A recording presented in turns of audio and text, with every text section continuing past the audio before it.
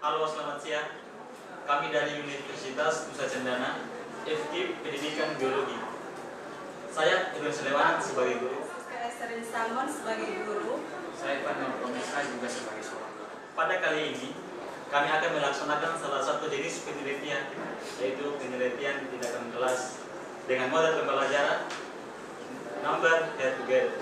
Nah, di sini kami menggunakan salah satu materi yaitu tentang anatomi tumbuhan. Nah, oleh karena itu, kami menyiapkan beberapa media, yaitu yang pertama ada akar monokotil. Kami akan menjelaskan fungsi-fungsi dari letak organ tersebut. Dan kedua, ini ada akar dikotil. Kemudian kami juga membuat media batang. Di sini yang pertama ada batang dikotil beserta dia punya bagian-bagian dan juga ada penempatan nomor untuk pemberian nama pada batang dikotil. Setelah itu kami juga membuat media batang monokotil beserta bagian-bagiannya. Setelah itu kami juga membuat sebagai pelengkap untuk menjelaskan bentuk batang yang berbuah. Selanjutnya adalah organ daun.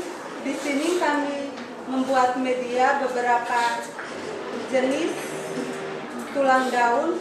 Yang pertama itu melengkung, menyirip, menjari, dan sejajar. Selanjutnya ini adalah anatomi dari daun.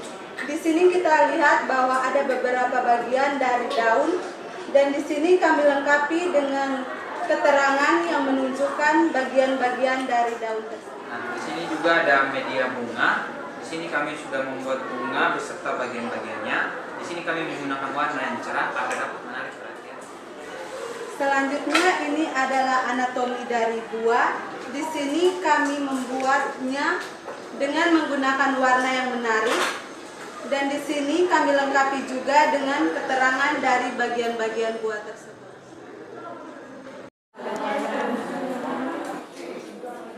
Selamat pagi. Luar biasa untuk ada siswi cantik dan gantengku.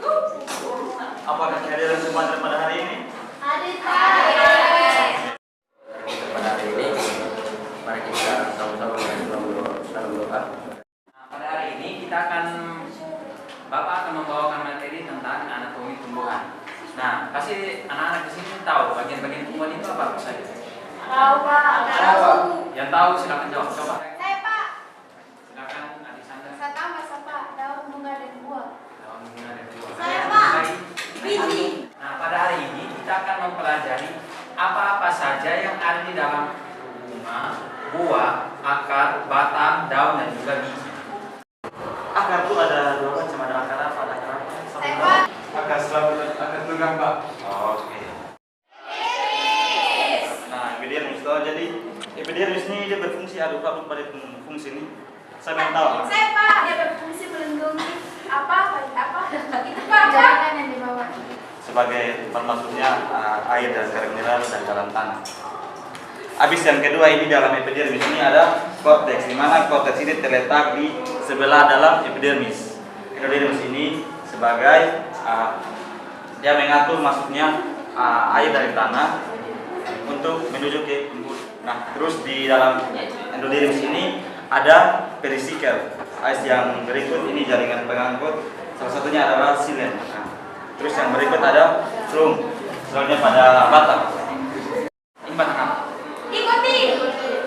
Ya, nah, pada batang dikotil ini dia punya pada bagian luar ini merupakan apa?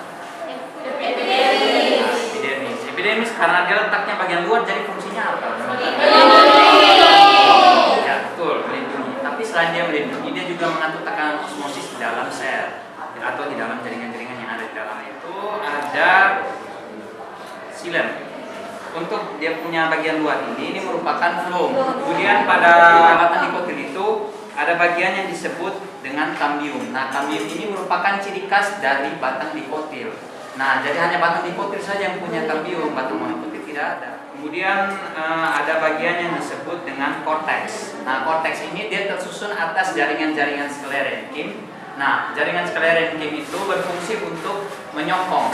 Tapi kalau kita lihat pada letak silen dan floem, ada perbedaan tidak?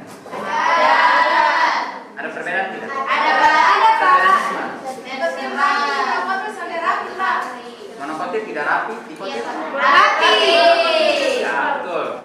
Ada batang yang tidak luas, ada batang yang berkayu, dan ada batang yang dia punya batang itu cuma mulus saja, atau tidak ada apa-apa. Nah, ini merupakan contoh batang yang berluas. Ini contohnya pada bambu. Selanjutnya kita akan masuk kepada organ daun. Jadi organ pada tumbuhan itu setelah batang adalah Daun. yang paling atas. Kutikula. Jadi kutikula ini dia terletak di atas epidermis dan dia mengandung selaput yang tipis yang berfungsi untuk melindungi daun. Setelah kutikula ini, yang berikutnya adalah Epidermis. Kalau anak-anak melihat pada gambar media di sini, ciri-ciri dari epidermis ini seperti apa? Warna. Rambut susu. Terus saya mau tanya Ibu, itu kenapa panjang begitu tinggi-tinggi begitu dia punya jalan? Jadi kenapa parenchyma palisade dia tinggi-tinggi? Supaya dia itu kuat dan bisa menyokong organ dari daun tersebut. Tadi saya ada yang dia punya apa Ibu? Yang di dalam bintik-bintik. Sedangkan di jaringan pohon ada satu. Baik, perbedaan antara jaringan spon dan parenchyma palisade kita lihat dari bentuknya. Bentuknya dia di sini sudah berbeda sekali dengan parenchyma palisade. Ini adalah xilem dan phloem. Dan yang terakhir di sini adalah sel penjaga. Ini merupakan bunga yang sempurna. Jadi dia punya mahkota bunga, tangkai dan putih. Nah, untuk menentukan apakah bunga itu bunga jantan atau betina, adik-adik bisa lihat pada kepala sari atau benang sarinya ini. Nah, benang sari ini merupakan alat kelamin dari bunga jantan. Sedangkan putih kayak ini merupakan alat kelamin dari betina. Nah, pada jantan yang putihnya, kepala sarinya ini di sini dia terdapat polen. Nah, polennya ini berfungsi untuk melakukan fertilisasi saat dia bertemu dengan kepala putih. Jadi saat kelamin jantan bertemu dengan kelamin betina, dia akan melakukan fertilisasi. Nah, fertilisasi itu maksudnya pembuahan. Nah, proses pembuahan. Jadi proses pembuahannya itu, nah jika sudah terbentuk bakal biji atau bakal anak yang akan bertumbuh, dia akan tumbuhnya pada bagian ovarium atau bagian dari putih. Jadi hanya kelamin betina saja yang bisa mengandung, kelamin jantan tidak bisa mengandung karena dia tidak memiliki ovarium. Ya Bapak. Terus kan apa kegiatan mendasari? Apakah dari kelamin jantan tersebut dia bisa memfertilisasi bunga betina, kelamin betina dari bunga lain, Pak? Itu bisa kalau misalnya dia punya polen itu tertiup oleh angin.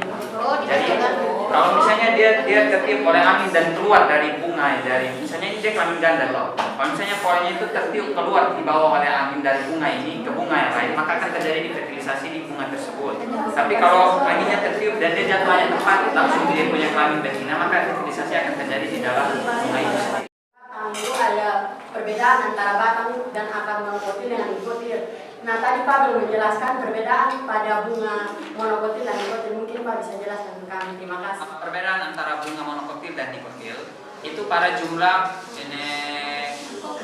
mahkotanya. Nah, mahkotanya itu kalau pada bunga dikotil itu dia berkelipatan 3, 4, 5 dan 6.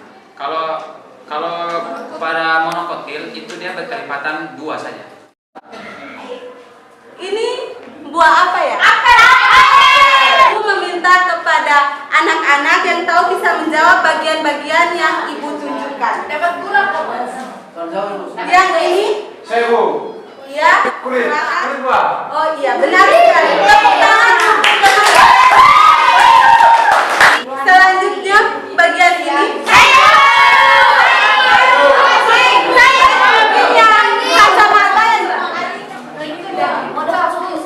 Iya, ini adalah daging buah. Benar sekali, tepuk tangan untuk.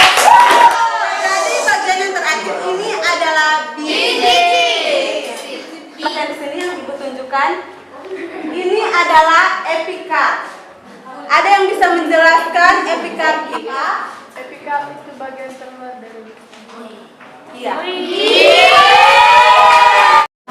Di sini Pak dan Ibu akan menguji kembali materi yang telah dipaparkan tadi.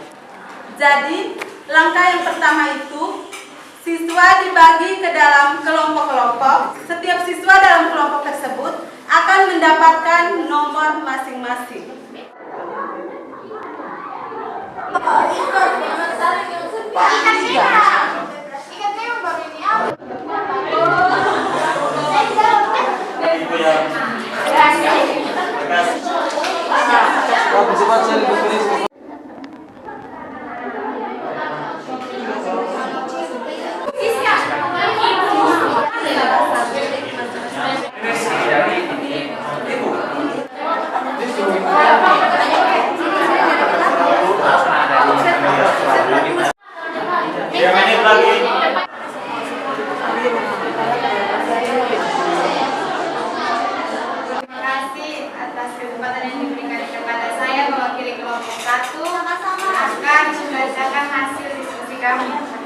Yang pertama, ciri-ciri akar pada tumbuhan monokotil memiliki jaringan pengangkut, silang dan bum. Saya akan membacakan dari kelompok kami.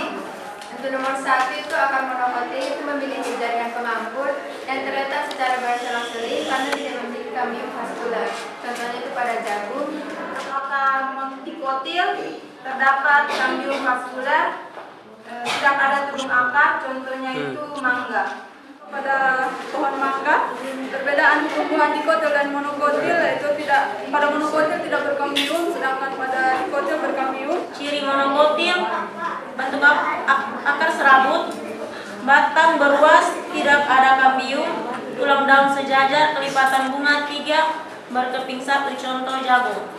Nah, contoh tumbuhan monokotil itu adalah kelapa dengan ciri-cirinya yaitu yang pertama akarnya serabut, batangnya tidak berkambium, dan tulang daunnya sejajar. Contoh tumbuhan dikotil itu adalah pohon mangga dengan ciri-ciri akarnya itu akar sunggang, terus batangnya berkambium atau berkayu, dan daunnya itu menyirik. Salah satu ciri contoh dan perbedaan dari tumbuhan akar monokotil dan tumbuhan monokotil dan dikotil, yang pertama kita lihat pada bagian akar, di mana pada monokotil memiliki sistem perakaran serabut dan contoh tumbuhannya yaitu tumbuhan jagung.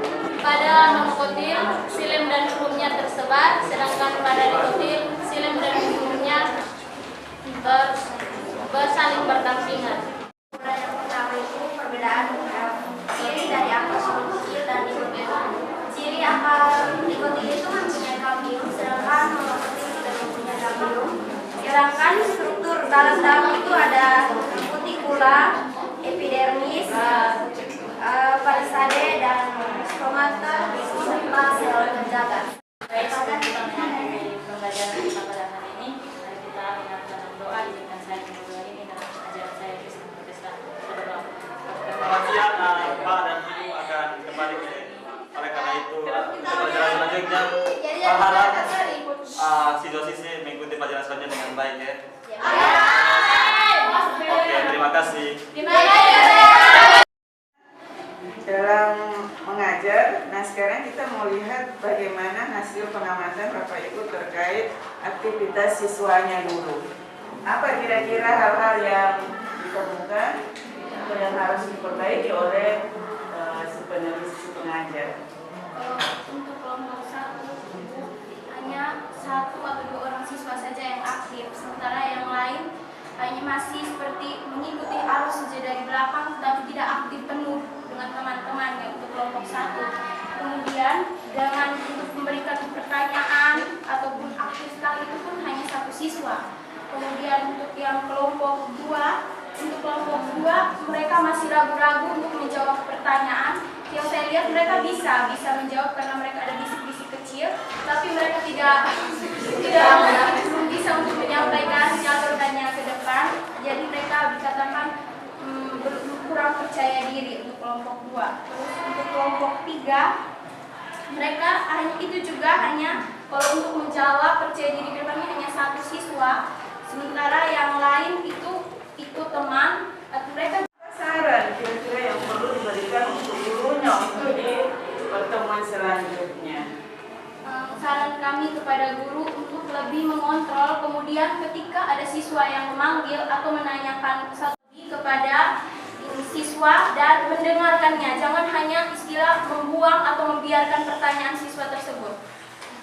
Sekian dan terima kasih. Pengamatan dan saran terhadap kelompok 5. Di situ diskusinya sudah bagus. Semua aktif memperhatikan apa yang diberitakan guru. Kemudian untuk kelompok 6 cuma 1 atau 2 orang yang memperhatikan, sedangkan yang lain tidak bisa. Kelompok 7 apa? Untuk kelompok 7 hampir semuanya itu berbagi orang, dia semuanya aktif, yaitu ini pandai mengemukakan pendapat. Sedangkan untuk kelompok 8 itu cuma 1-2 orang saya yang aktif, sedangkan yang lainnya kurang aktif, mungkin karena materinya juga kurang memperhatikan dari guru. Terkadang membuat kita terkendala di penelitian itu adalah observer, karena memang inti dari PTK itu adalah para observer. Datanya itu kita dapatkan dari mereka. Jadi ketika observernya keliru mengamati, maka data kita akan keliru, dan itu harus representatif. Walaupun banyak observer, tapi kalau bagi-bagi kan juga tidak bisa dirata-ratakan, ya toh? Nah sekarang bagaimana dengan aktivitas guru mengajar? Oke, baik, untuk catatan guru sudah ada catatan untuk para guru tadi. Yang paling penting di sini yang pertama itu guru itu harus setidaknya memunculkan tujuan pembelajaran. Yang kedua itu guru juga harus menguasai kelas, karena tadi kelihatannya menonton di depan saja, di bagian belakang kanan itu belum. Terus kolaborasi antara para guru, tadi kan ada 3 guru, jadi kolaborasinya itu harus ditingkatkan, sehingga tadi materi yang satu habis, tiba-tiba satu ke belakang, tiba-tiba satu muncul, kayak aneh saat itu. Berikutnya memperhatikan kondisi siswa dan keadaan kelas agar tidak terlalu ribut, terutama yang duduk di bagian bawah ya. Ya, kalau saya mengamati juga ada beberapa hal, kan saya juga sebagai pengamat. Karena untuk pengamat guru ini ada 3 ya. Benar apa? Saya di luar dari itu hanya memberi masukan saja. Ya. Kalau terkait media, memang efektif sekali penggunaannya. Sayangnya siswa tidak dilibatkan dalam menggunakan media. Jadi yang sibuk pakai adalah gurunya. Padahal media itu disiapkan untuk siswa. Ini kan nanti, oh ya, berikutnya saya harus mengajar. Karena apa? MHT ini kan salah satu student center. Nah tadi teacher center. Toh? Ya, karena tidak melibatkan siswa dalam penggunaan. Ya sebenarnya enak sekali nih, kamu sudah aplikasi. Ya, gitu. Tapi memang mengambil observer itu harus jeli melihat dan harus bisa memberi solusi. Tadi teman-teman sudah paparkan, jika kita ingin menerapkan model pembelajaran penelitian PTK begitu, apakah kita langsung menjelaskan dia punya model begitu senang apa, atau langsung kita menerapkan saja dia punya model tersebut tanpa menjelaskan lagi dia punya model? Seperti tadi, guru menyampaikan dulu sedikit tentang materi apa yang mau disampaikan, tapi ingat jangan terlalu lama, ya sekitar 10-15 menit. Setelah itu, setelah mau masuk pada aktivitas siswa, barulah kita ungkap. Anak-anak, hari ini kita akan menerapkan model pembelajaran NHT. Ibu sudah membagi kelompoknya, atau sebelumnya untuk mengefisienkan waktu, karena memang kita terikat waktu ya.